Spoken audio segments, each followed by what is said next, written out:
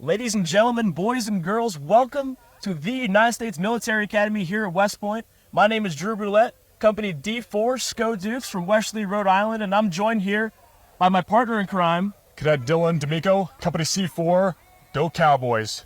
And right now we have the Rucks stepping off. Right now, these teams have been competing all day in a hard and very difficult conditions, showing grit, tenacity, and hard work.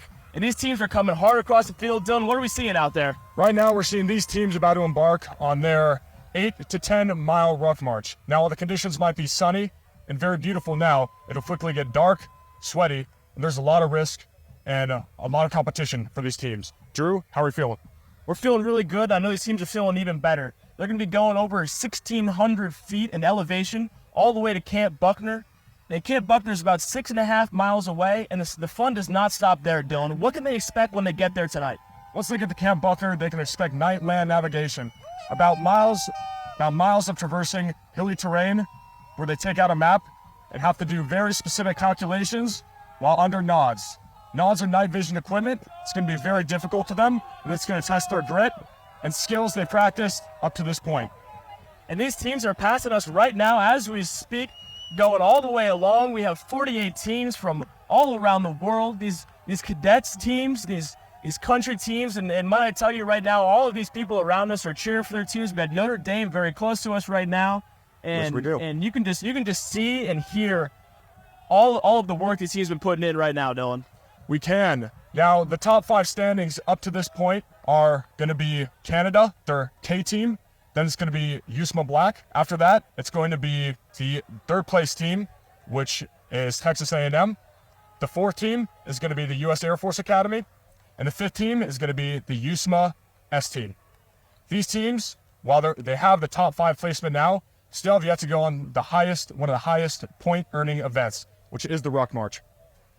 Now, the minute that these teams go ahead and leave where we're seeing them right now, they're going to be going along Washington Road all the way up past Keller Army Community Hospital here, and that is one of the worst hills that we have on campus. It's deadly. It is absolutely brutal. It's known as Heartbreak Hill around here. The moment that they step off from here, it is nothing but hill terrain until they get all the way out to Camp Buckner tonight for that last thing. Now, it may seem to you guys that the ruck is the only thing that's going on today, because that's the only thing we've shown you so far, but that is far from the truth. Dylan, can you talk a little bit about what they've been going through today so far? Starting at 4 a.m., these competitors got up, put on their equipment, and prepared to move to their lanes. At around 5:30, they began the lanes, started moving out.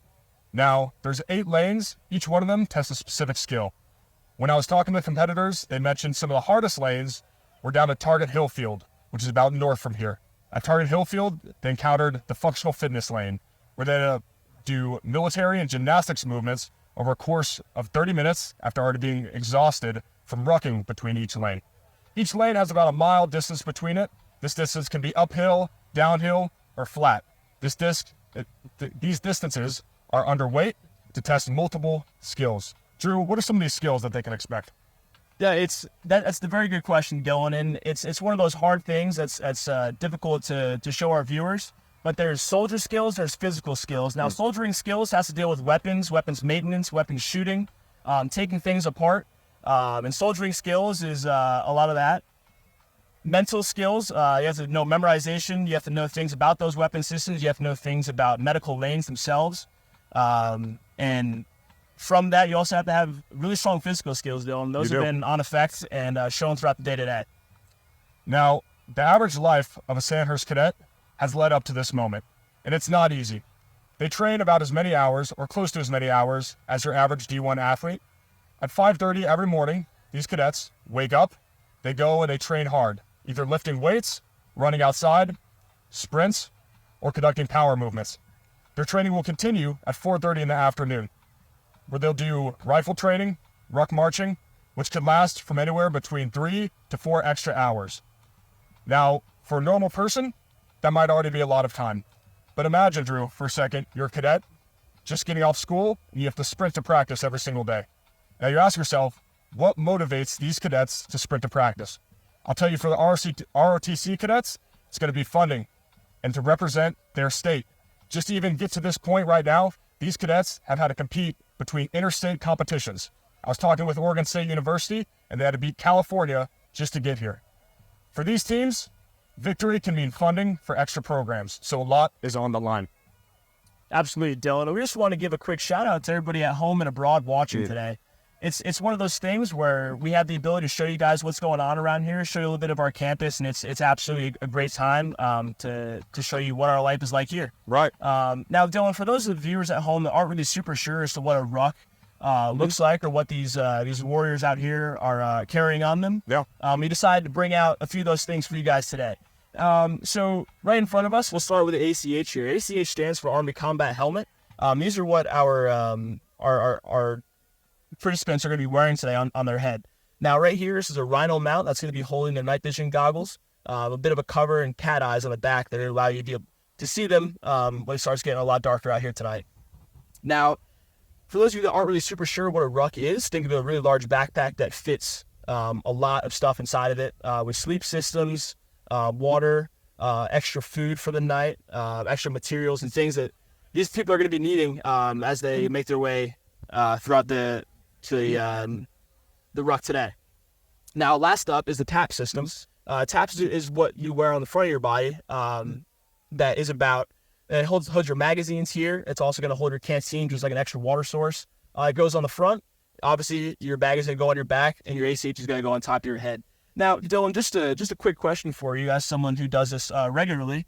What's the usual weight that's going to be on your whole system here? For reference for our viewers, I was a Sandhurst squad leader for 2 years in a row, so I have a general idea of the equipment and the tenacity needed to move across these long distances. You're carrying about, in total, 50 to 55 pounds of equipment. Now, some competitors always can't carry the weight all this way, so you have specific, maybe stronger competitors carrying double that weight to try to help their teammates across the line. I'll tell you, once it gets wet and rainy at night, you add water weight to that, maybe it becomes 60, 65 pounds, which when you're moving through 20-mile days, becomes very hard on your feet, on your legs. Every part of your body starts to strain. But these cadets, regardless, decide to push through. It's quite remarkable, Drew. Absolutely. And something to point out, while we have beautiful conditions right now, it's about 60 degrees as these teams are moving through, pretty light wind. Something that is going to be very difficult for them as we move into the night is these temperatures are going to drop somewhere into the low 30s, upper 20s tonight. For our viewers abroad, it's going to be about 0 degrees Celsius, and it's going to freeze. And these teams have been working hard. They've been sweating. They're going to be soaking wet by the time they finish tonight, and it's going to be a tough one for them. And by the time they finish, they can expect to begin the night land navigation lane. Now, Drew, I was a former infantryman. One of the tests we had was night land navigation. It required you at about 2 or 3 in the morning to get your equipment on, to bring a map, a pencil, a compass, and protractor, and to do specific calculations while under red lens light and move in complete darkness. Land navigation in the daytime is already extremely difficult. Now, if you're sweaty and you have your entire team depending on you to be as fast as possible, mistakes can be made. We have every safety precaution in place, but I'll tell you, it's going to be a harrowing night for these cadets. Absolutely.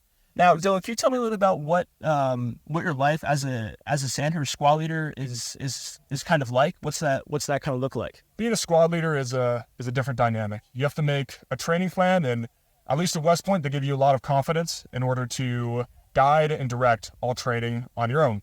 At other academies, there will be an officer attached or a non-commissioned officer who can help guide the training. This makes it very important. The training plan is very important in order to maximize your ability, because you'll be competing against D1 teams. We consider them D1 because they'll be coming from places like Japan or South Korea, places where they send their best and they compete against West Point's best. And tonight, we will see who comes out on top. Won't we, Drew? Absolutely, Dylan. We just want to thank you guys for tuning in today with us. Thanks for stopping by, showing us a little bit about what it's like. And for tomorrow, we'll be tuning back in at 1300 for the Crucible Lane, where we will be back out here meeting you guys over at Daly Field for the final event that these cadets will be going through. To our audience, it's been a pleasure. Thank you for tuning in, and we'll see you tomorrow. Goodbye.